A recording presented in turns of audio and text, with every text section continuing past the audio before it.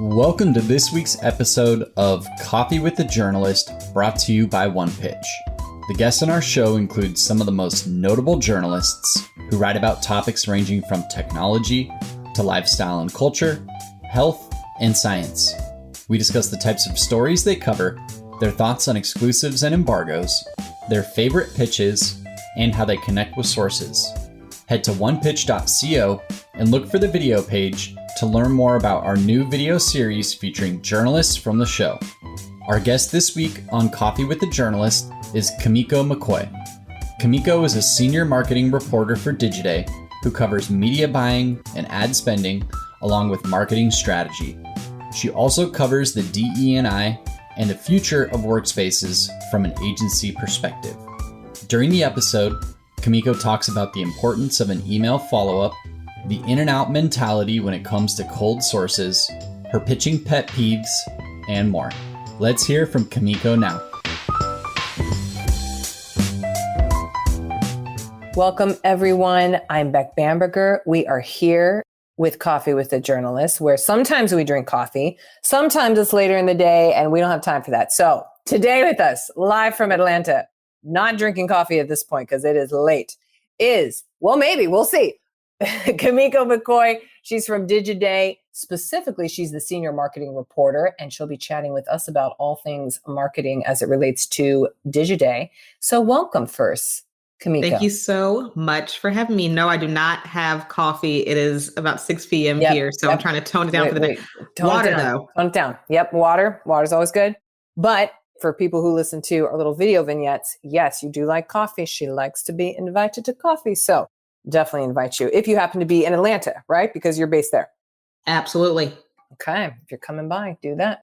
Okay. Kimeko, I feel like you already want to say a lot about your inbox because you already alluded to it on the other thing. So what's in there? How's it going? If I look at it right now, it is a massive flood of everything from do you want to do a book review to here is a really good story about an organic brand on social media. It runs the gamut. And do you have how many pitches a day, would you say? Oh, man, it's got to be at least 30. It's got, yeah, I'm looking at about 30 to 50. Okay, 30 to 50. Yeah. Okay. Wow. Okay. And do you have some kind of sorting system you do, or are you a let it ride it person, or you're a master leader? Everyone's a little bit different. Oh, my goodness. My system is actually extremely chaotic. I actually take notes of the emails that I have to respond to because we've already started correspondence. Mm-hmm. But otherwise, this is why I say make sure that you follow up with me, because sometimes I wait for somebody to email me twice to see how important it is. Oh, interesting. If you follow up, then I know you mean business. Oh, I haven't heard that before on here. So you want to see the follow up to see the intent. Yes. It's like a little measurement. Yes, exactly. It's such a terrible thing that I do, but that's okay. If you're pushing for it, then I know I've got a source, I've got potentially a story, and the lines of communication are more open. Oh, so let me ask you though, what's the number of people who follow up percentage wise? You know what's so crazy? Most people do not follow up. Most people do not follow up. Yep. So I think by the time it's all said and done, I would maybe have less than half people actually following up. Okay. Dang. Oh, less than half. Well, even that's a high percentage, I'd say. But wow, the follow up. Mm-hmm. Okay. Good to know. And then do you use your inbox at all, like kind of your own personal Google search? Like, will you go in there and search for something from 4 months ago and try to find it, reach back out?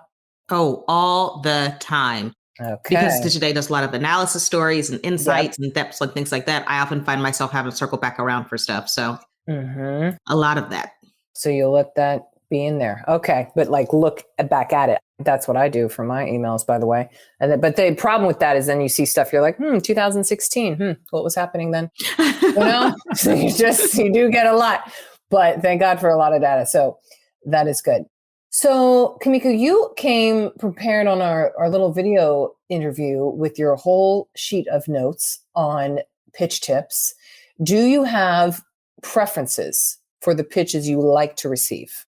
The pitches that I like to receive are the ones, and I've tweeted about this several times, I stand 10 toes down on it, are the ones where you can tell that the person is interested in what it is that you do, and they're trying to find synergy as opposed to trying to fit a circle into a square with something that neither I nor Digiday has ever reported on or done.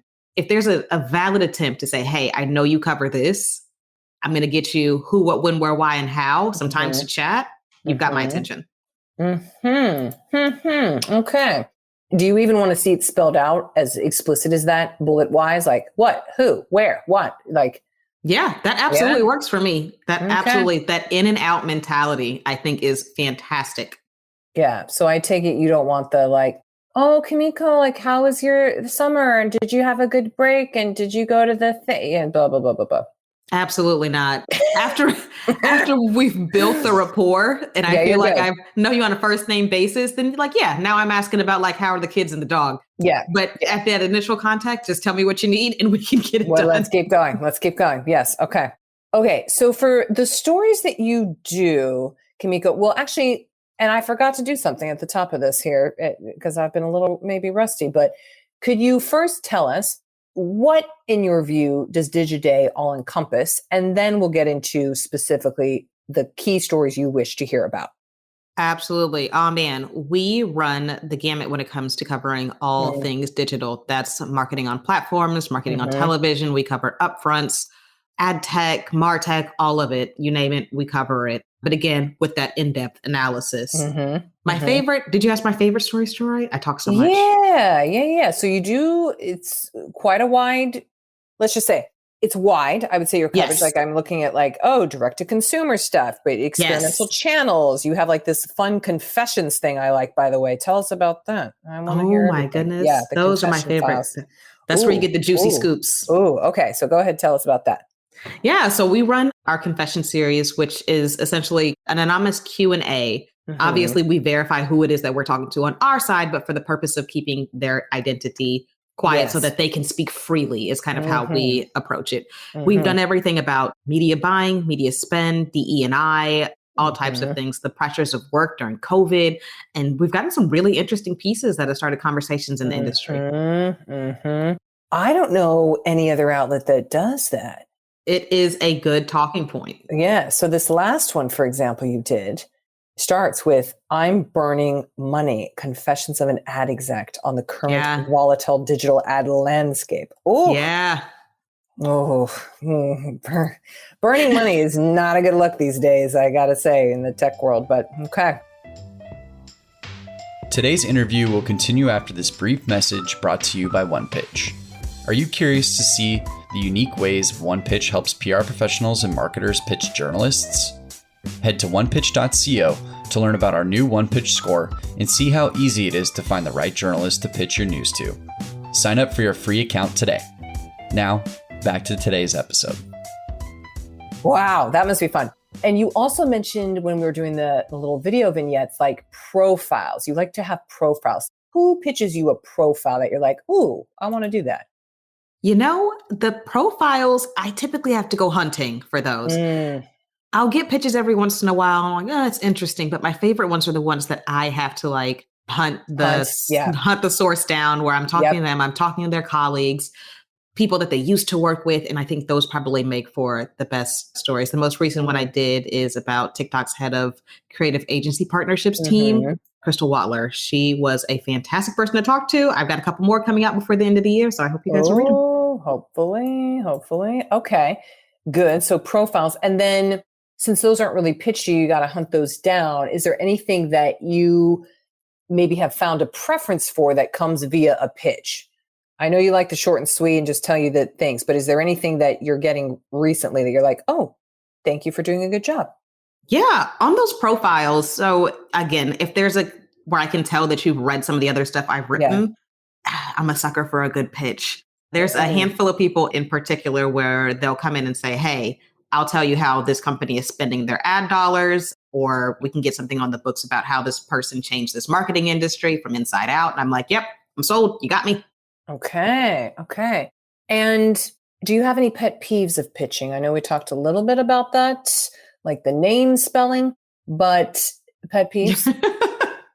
Yeah, in addition to spelling my name wrong. Yes. Pet peeves would be if there is a clear lack of synergy happening there. I've had a couple of times where somebody will pitch me and say, hey, we've got this pre-written article. We'd love for you to publish it. And it'll be 4 or 5 times that they followed up with me. And I'm like, we've never published a pre-written article. And they'll be like, oh, yep, had no idea. And I'm like, if you scan the website even once, you would see. Jesus. Okay, that's a bad look. Okay. Anything else? Really grinds your gears, as my dad likes to say. Yeah, I think I'm pretty forgiving when it comes to pitching. I couldn't do my job without a lot of the communications professionals. So I'm incredibly grateful. But so I don't keep a whole lot of pet peeves. Like I said, the only one would probably be, or every once in a while, I'll have somebody find out like my personal number and call me at like 8 o'clock. And I'm like, hello? 8 o'clock at night? Yeah. What? They'll be like, hey, I know that I pitched you earlier. And I'm like, yeah. No. Oh, no. No. Like, I'm in bed with my jammies on. Maybe we can talk about this tomorrow. Yeah. Wow. That seems to be very much the lost art or acceptance, because who has a desk phone? Like, who's calling people? Oh my That's gosh. weird. Do you get a lot of calls? Not a lot. It only slips through every once in a while. Yeah.